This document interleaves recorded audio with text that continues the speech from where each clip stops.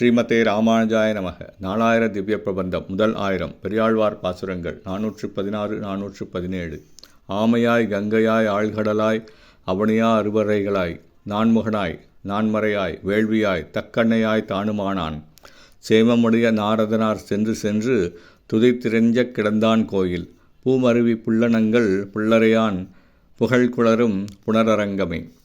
பிரம பாவனையை உடைய நாரத முனிவர் ஆமை முதலியவற்றிடம் சென்று வணங்கும்படி அம்முனிவனுக்கு தன் மேன்மையை காட்டுவதற்கு ஆமையாய் கங்கை நதியாய் கடலாய் பூமியாய் மலைகளாய் இவைகளை படைக்கின்ற பிரம்மனாய் 4 வேதங்களாய் வேள்விகளாய் தட்சிணையாய் ஆகிய எம்பெருமான் தானாகி நின்று திவ்ய அழகிய திருமேனியுடைய அவன் திருவரங்கத்தில் எழுந்தருளியுள்ளான். இத்திருவரங்க திருத்தலத்தில் பறவை இனங்கள் பூக்களில் தங்கி கருடாழ்வாருடைய புகழை பாடிக்கொண்டிருக்கும். 417 பாசுரம். மைத்துணன்மார் காதலையை மயிர்பிடிப்பித்தவர்களையே மன்னராக்கி உத்தரைதன் சிறுவனை உமையக்கொண்ட உயிராளன் உறையுங்கோயில் பக்தர்களும் பகைவர்களும் பழமொழிவாய் முனிவர்களும் பரந்த நாடும் சித்தர்களும் தொழுதிறைஞ்ச திசை விளக்காய் நிற்கின்ற திருவரங்கமே.